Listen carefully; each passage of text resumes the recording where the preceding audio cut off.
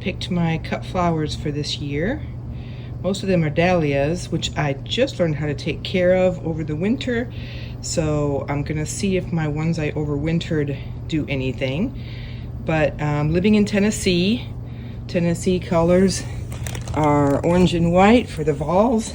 I have a little plant stand at the end of my driveway, and I put fresh flower bouquets out there for $2 a piece, and people really seem to enjoy them. So I thought it'd be fun to do some Tennessee volunteer ones.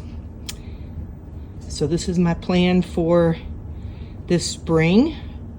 You have to wait till it's warm to plant these, and they don't like to be wet. They rot if they're wet. So my ones that are outside overwintering and hopefully surviving, I have covered with plastic bags, like the big bags that soil and stuff come in.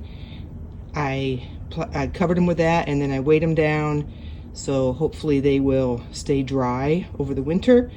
And I'll take those bags off once we pass our frost date, and then they should come up on their own.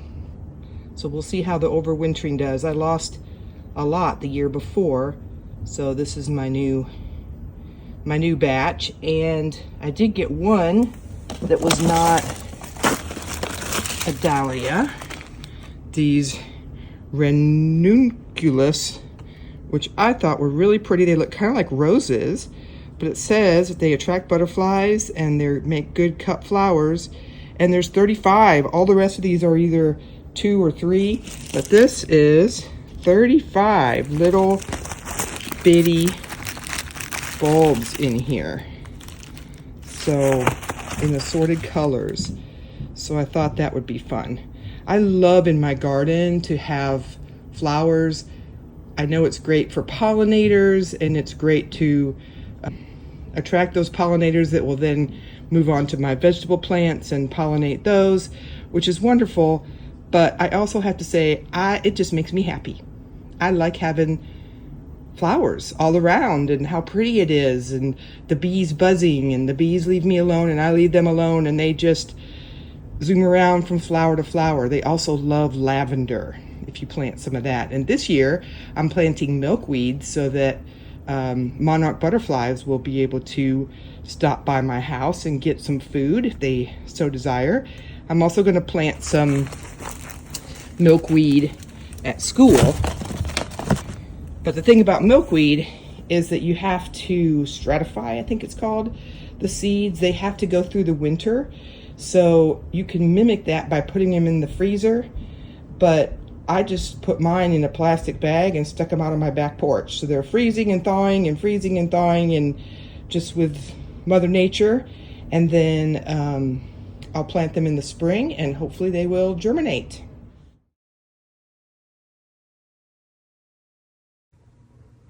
This is my plan for flowers from seed.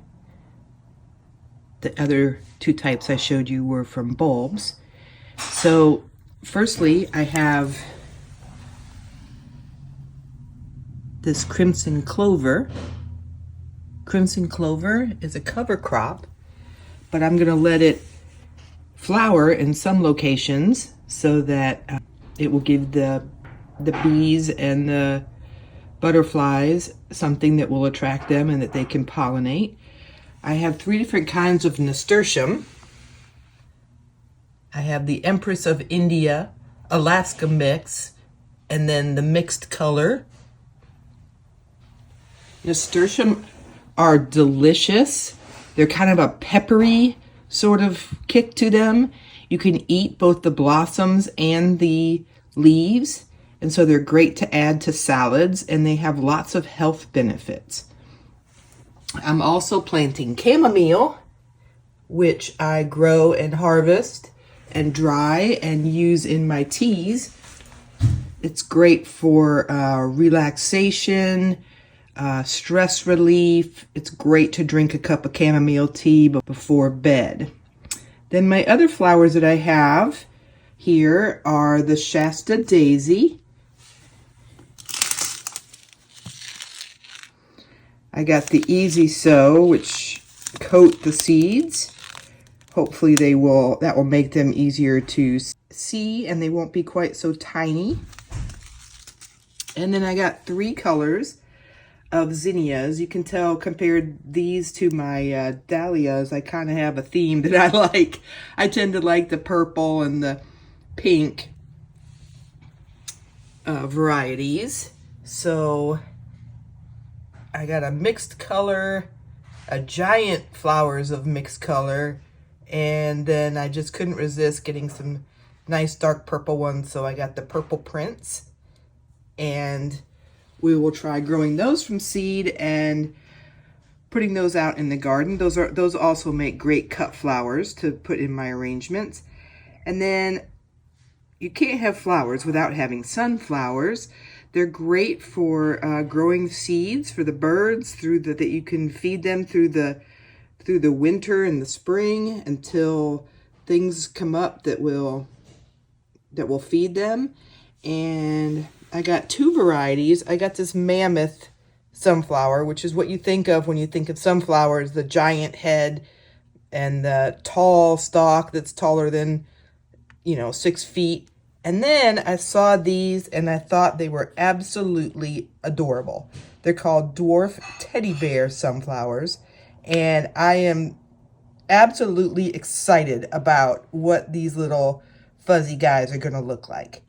So that's my plan for my seed planting of flowers to go along with the bulbs that I have.